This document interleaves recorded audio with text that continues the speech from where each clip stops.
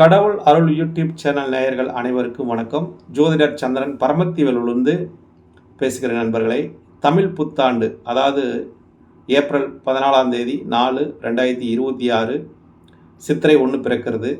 தமிழ் வருடம், நம்மளோட தமிழ் வருடம் பிறகு தமிழோட கலாச்சாரம், தமிழோட பண்பாடுகள் மிக உயர்ந்த ஒரு நிலையில் உலகமுள்ளா இருக்கிறது என்ற ஒரு கருத்தை முன்வைக்கிறேன்.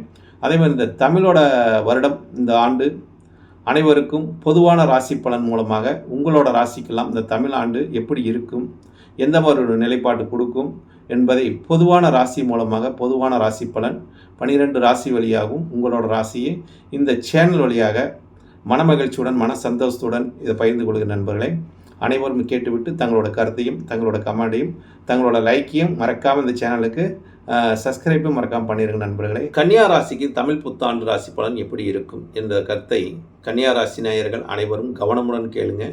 உங்கள் ராசிக்கு இந்த ஆண்டு ஆதாயம் எவ்வளோ, விரயம் எவ்வளோ, பொதுவான பலனை சொல்கிறேன். உங்களோட ராசி பலனை கேட்டுவிட்டு உங்களோட கருத்தை இந்த சேனல் வழியாக பதிவிடுங்க நண்பர்களே. கன்னி ராசியின் அதிபதி, கன்னியும் எப்பொழுதுமே ஒரு மற்றவர்களை நேசிக்கக்கூடிய ராசியே கன்னி ராசி தான். எவ்வளோ துன்பம் கஷ்டம் துயரம் எது வந்தாலும் வெளியே காட்டாமல் தான் உண்டு தன் வேலை உண்டு, வேலைக்காக முக்கியத்துவம் கொடுப்பவர் கன்னியா ராசிக்காரங்களுக்கு. இந்த கன்னியா ராசிக்காரங்கள் நிலத்தத்துவத்தில் பிறந்தவர்கள். நிலத்தத்துவம் அப்படிங்கும்போது எதில் இரக்க குணமுடையவர்களாக இருப்பாங்க, மற்றவர்களை நேசிக்கக்கூடியவர்களாக இருப்பாங்க, மற்றவர்களுக்கு வழிகாட்டக்கூடியவர்களாக இருப்பாங்க, கலங்கரை விளக்கம் போல் ஜொலிக்கக்கூடியவர்களாக இருப்பாங்க. ஆனால் ஜெயிக்கிறது கொஞ்சம் கொஞ்சம் தான் ஜெயிப்பாங்க. ஒரு 50% ஜெயிப்பாங்க, 50% தோல்வி இருக்குங்க. எவ்வளோ தோல்வி இருந்தாலும் அதில் மனம் தளராதவர்கள் கன்னிராசி நேயர்கள் தான்.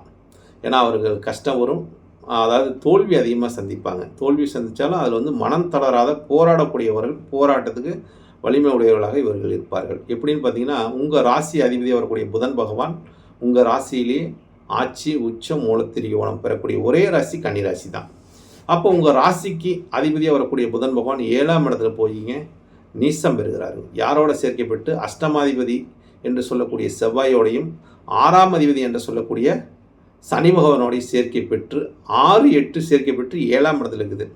அப்போ 7ஆம் இடங்கிறது யாரை குறிக்கும்னு பார்த்தீங்கன்னா, உங்களோட நண்பர்களை குறிக்கக்கூடியது. பொது இடம், பொது ஸ்தானம், அப்போ மனைவி ஸ்தானம்.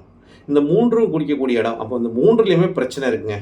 3மே பிரச்சனையாக இருக்கும். 3மே பிரச்சனையாக இருக்கும். அப்போ நண்பர்களிடத்துலையும் நம்ம ஒரு சண்டை சச்சரவு வச்சுக்கூடாது.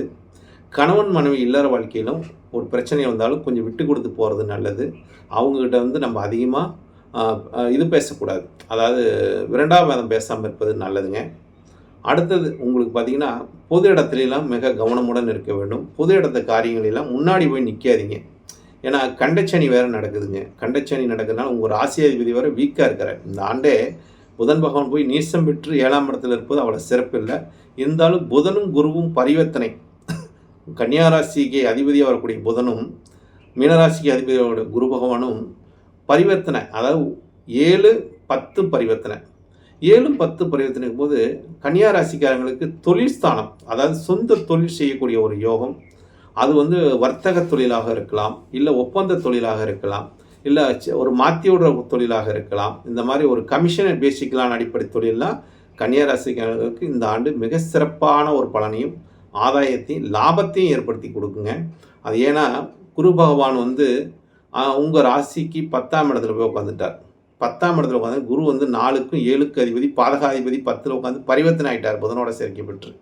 அப்போ பரிவர்த்தனை ஆகும்போது நமக்கு ஒரு யோகத்தை கொடுக்குது, நமக்கு ஒரு நற்பலனை ஏற்படுத்துது என்ற ஒரு நிலைப்பாடு எது மூலிமா நம்ம ஒரு தொழில் மூலிமா கிடைக்குதுன்னு சொல்லுது. நண்பர்களால் இல்லை, ஒப்பந்த தொழில்னால இல்லை, பார்ட்னர்னால இல்லை அப்படிங்கிற ஒரு தன்மையை காட்டுதுங்க கன்னியா ராசிக்காரங்களுக்கு. அடுத்தது உங்கள் ராசிக்கு 6ஆம் இடத்துல பார்த்திங்கன்னா ராகு பகவான் இருப்பது ஒரு சிறப்புங்க. ஆனால் லாபாதிபதியே போய் 6ல் உட்காந்துட்டார். சந்திர பகவான் உங்களுக்கு 11ஆம் அதிபதியாக வந்தக்கூடிய அதிபதி 6ல் உட்காந்துருக்கார். அப்போ உங்களுக்கு போராட்டம் மூலியமாக ஒரு வருவாய் கொடுக்கும். அதாவது தொழிலில் ஒரு போராட்ட நிலையை ஏற்படுத்தி கொடுக்கும். ஒன்றுக்கும் மேற்பட்ட ஒரு நிலைப்பாட்டை கொடுக்கறதுனால நீங்கள் தொழிலில் போராடினா தான் ஜெயிக்க முடியும் அப்படிங்கிற ஒரு தன்மையும் 6ஆம் இடம் ராகு உட்காந்துனால பலத்தை கொடுக்குறாரு. சந்திரன் 6ஆம் இடத்துல போக பலவீனத்தையும் கொடுக்குறாரு. ஏன்னா அந்த லாபாதிபதி அதுக்கு அஷ்டமத்தில் மறைகிறார். அப்போ லாபத்தில் ஒரு பிரச்சனையும் கொடுக்குது.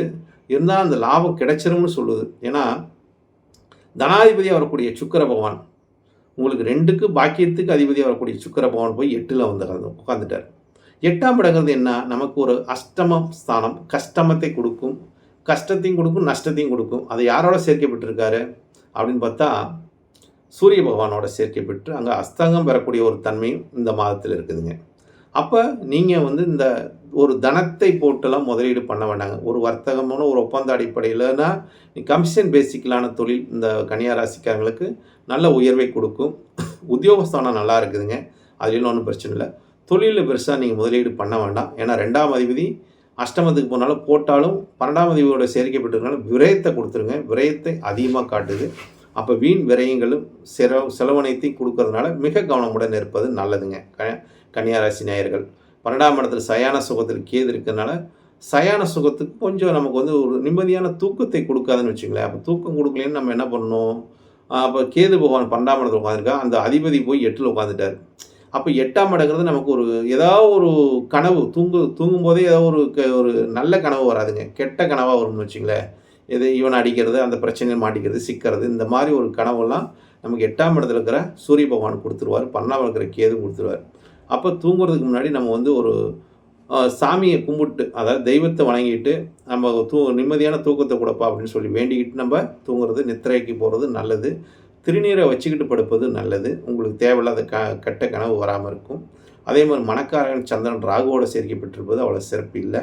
4ஆம் அதிபதி தனித்து 10ல் இருக்கிறதுனால அது ஒரு சிறப்பு இல்லாமல் இருந்தாலும் 4ஆம் இடத்தை பார்க்குது, அது ஒரு சிறப்பு. சுகஸ்தானத்தை கொடுத்துரும் அப்படிங்கிற தன்மை இருக்குது. அப்போ கன்னியா ராசிக்காரங்களுக்கு இந்த ஆண்டு பலன் என்று பார்க்கும்போது ஆதாயம் பார்த்திங்கன்னா 8 ஆதாயம் 11 விரயம் அப்படின்னு சொல்லுதுங்க. அப்போ 8 ஆதாயம் 11 விரயம்னா 3 எக்ஸ்ட்ரா விரயமாகுது.